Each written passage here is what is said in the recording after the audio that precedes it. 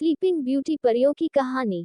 बहुत समय पहले फ्रांस में एक राजा और रानी रहते थे। किसी भी चीज से ज्यादा उन्हें एक बच्चे की लालसा थी। अंत में उनकी बड़ी खुशी के लिए रानी ने एक छोटी लड़की को जन्म दिया। देश की सभी घंटियां खुशी से बज उठी। राजा और रानी ने राज्य की सभी परियों को बच्ची के नामकरण पार्टी में आमंत्रित किया। और यह ऐसी पार्टी थी जहां हर मेहमान के सामने शुद्ध सोने की थालियां और चांदी के बर्तन संभालकर रखे जाते थे। लेकिन एक परी, मिल्फिकिंड, जो 50 साल पहले चली गई थी और उस समय तक नहीं देखी गई थी, दरवाजे पर दिखाई दी। जल्दी से राजा और रानी ने नए मेहमान के लिए एक जगह की व्यवस्था की। लेकिन अफसोस, उसे दिए हुए थाली और बर्तन सोने के नहीं थे। इससे बूढ़ी परी को बहुत गुस्सा आया। शीघ्र ही प्रत्येक परी के लिए बच्चे को अपना आशीर्वाद देने का समय आ गया। जब मेल्फिकेंट की बारी आई तो वह खड़ी हुई और पालने में सो रही बच्ची की ओर अपनी लंबी उंगली से इशारा किया। मैं आप सभी के सामने घोषणा करती हूँ, मेल्फिकेंट ने पुकारा, कि ये बच्ची अपने 16वें जन्मदिन पर चरखे की तकली पर अपनी उंगली रखते ही मर जाएगी। धुएं के झोंके के साथ दुष्ट परी गायब हो गई। जैसा कि आप कल्पना भी नहीं कर सकते हैं, हर कोई जोर से चिल्लाया। लेकिन एक परी ने अभी तक उसे आशीर्वाद नहीं दिया था, जिसका नाम मेरीवेदर था। राजा और रानी ने इस परी से शाप को दूर कराने के लिए कहा। मेरीवेदर ने उदास होकर अपना सिर हिलाया। ये संभव नहीं था, लेकिन वह अभिशाप का उपाय कर सकती थी। इसके 16वें जन्मदिन पर उसने कहा, जब राजकुमारी चरखे पर अपनी उंगली चुभेगी तो वह मरने के बजाय 100 साल तक सोएगी। 100 साल, रानी ने कहा। हमारी बेटी 16 साल की हो जाने के बाद हम उसे और नहीं जान पाएंगे। राजा ने राज्य के प्रत्येक चरखे को महल में लाने और जलाने का आदेश दिया। ये सुनिश्चित करने के लिए कि राजकुमारी चरखे के पास कहीं नहीं होगी, उसने परी मेरीवेदर के साथ साथ 2 अन्य परियों, फ्लोरा और फाओना को भी बच्ची को दूर ले जाने का आदेश दिया। परियां बच्ची को घने जंगल में झोपड़ी में पालती थी। वहां वे उसे उसके 16वें जन्मदिन तक सुरक्षित रखेंगे। उस दिन के बाद राजकुमारी, जिसका नाम अरोरा रखा गया था, वो जंगल में रहने लगी। अरोरा 3 परियों के अलावा किसी और को नहीं जानते हुए बड़ी हुई, जिन्हें वह अपनी मौसी मानती थी। जंगल के जानवर उसके मित्र थे। पक्षियों, हिरणों, चिंपांजी और खरगोशों का उसने पीछा किया क्योंकि उसने उन्हें खाना खिलाया और उनके साथ रहने लगी। जब वह छोटी थी, तब से अरोरा को बताया गया था कि उसे उन पहाड़ियों के अंदर रहना चाहिए जो उन्हें घेरे हुए हैं। उसने कभी इस बात का बुरा नहीं माना। पहाड़ियों के अंदर जंगल चौड़ा और गहरा था और उसके खेलने के लिए काफी जगह थी। एक दिन अरोरा घर आई तो उसने देखा कि उसकी 3 चाची एक पार्टी की तैयारी कर रही हैं। क्या चल रहा है? उसने कहा। आज रात हम आपका 16वां जन्मदिन मनाएंगे, फ्लोरा ने कहा। अरोरा ने कहा, इसका मतलब है कि कल मैं महल वापस जाऊंगी। हाँ, मेरीवेदर ने कहा। हमने आपको 16 साल तक चरखे से सुरक्षित रखा है। जल्द ही आपके लिए एक राजकुमारी के रूप में अपने शाही जीवन को अपनाने का समय आ जाएगा। आपको पहले शादी करना होगी, फाओना ने कहा। शादी? पहले से ही? अरोरा ने कहा। क्या आप जानते हैं कि मैं किससे शादी करने वाली हूँ? हम बताते हैं, फाओना ने कहा, लेकिन इसके बारे में चिंता करने की कोई जरूरत नहीं है।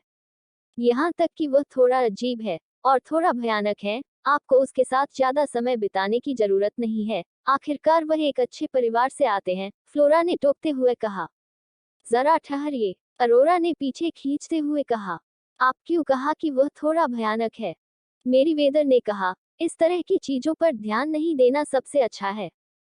फ्लोरा ने कहा, बस वह सब कुछ करो जो तुम्हारे पति तुम्हें करने के लिए कहते हैं, और तुम ठीक हो जाओगी। जैसा मैंने सोचा था वैसा नहीं हो रहा है। अरोरा रोई। मुझे कब तक शादी निभानी है? अपने पूरे जीवन भर के लिए, फाओना ने कहा। नहीं, नहीं, ये सब गलत है।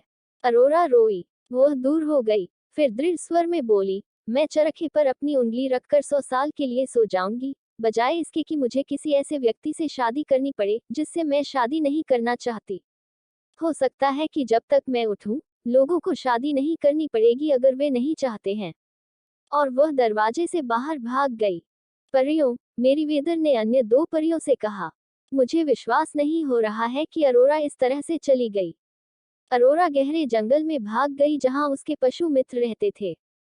खरगोशों और चिंपांजी के साथ एक हिरण उसके बगल में फुदक रहा था। हमें यहाँ से निकलना होगा, उसने उन सभी से कहा। फिर एक पहाड़ी दर्रे की ओर इशारा करते हुए उसने कहा, हम ठीक पहाड़ियों से होकर जाएंगे। जल्द ही अरोरा एक सड़क पर आ गई। कुछ दूरी पर एक गाड़ी थी, जो उसके करीब आ रही थी। जैसे ही सवारी आई, उसके पशु मित्र डरकर भाग गए। रास्ते से हटो, अजनबी ने कहा। मुझे डर है कि मेरी गाड़ी आपके पालतू जानवरों को डरा देगी। क्या मैं आपको लिफ्ट दे सकता हूँ? अरोरा ने पहले कभी किसी आदमी को नहीं देखा था, लेकिन वह इस बारे में सोच भी नहीं सकती थी जब तक उसे चरखा नहीं मिल जाता, क्योंकि अगले ही दिन उसकी मौसी उसे वापस महल ले जाती।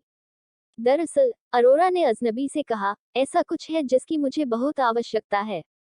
वह क्या है? अजनबी ने गाड़ी से बाहर निकलते हुए कहा। वह बहुत अच्छे कपड़े पहने हुए थे और अच्छे व्यवहार वाले भी।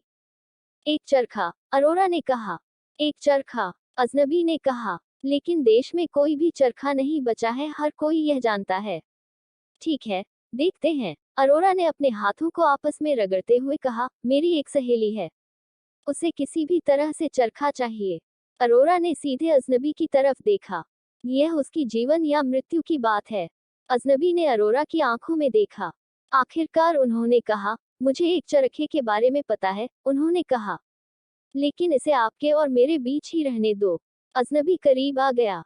यहाँ से थोड़ी दूरी पर एक बूढ़ी औरत रहती थी, जो हमेशा सूत काटती थी। जब सभी चरखा जलाने का आदेश आया, तो वह अपने प्यारे चरखे को छोड़ना सहन नहीं कर सकी, क्योंकि वह उसके परिवार में कई वर्षों से था। वह मेरे पास आई, उसने सड़क की ओर इशारा करते हुए कहा, क्योंकि मैं अगले राज्य का राजकुमार हूँ। उसने मुझसे विनती की कि उसे इसे सुरक्षित रखने दिया जाए। इसलिए मैंने इसे अपने महल के अंदरूनी कमरे में रख दिया, जहाँ 16 साल तक कोई नहीं गया। राजकुमार ने कहा, उसने मुझसे इसे सुरक्षित रखने के लिए विनती की थी। क्या आप मुझे वहां ले जाएंगे? अरोरा ने कहा। मैं ऐसा नहीं कर सकता, राजकुमार ने कहा। फिर एक क्षण के बाद उन्होंने कहा, लेकिन मैं करूंगा। वह उनकी गाड़ी पर चढ़ गई। जल्द ही वे प्रवेश द्वार पर थे, और वे दोनों बाहर निकल आए। राजकुमार ने कहा, ये सब तुम्हारे लिए है मित्र। मुझे यहाँ ले जाने के लिए धन्यवाद, अरोरा ने कहा। मैं आपके एहसान को हमेशा याद रखूंगी। कृपया, मुझे वह करना चाहिए जो मैं करना चाहती हूँ। अरोरा मुड़ी और महल की सीढ़ियों से सबसे आखिरी सीढ़ी तक गई। उसके सामने का दरवाजा चरमरा कर खुला। अंदर सब अंधेरा था। मकड़ी के जाले से वह मुश्किल से एक कदम भी चल नहीं पाती थी।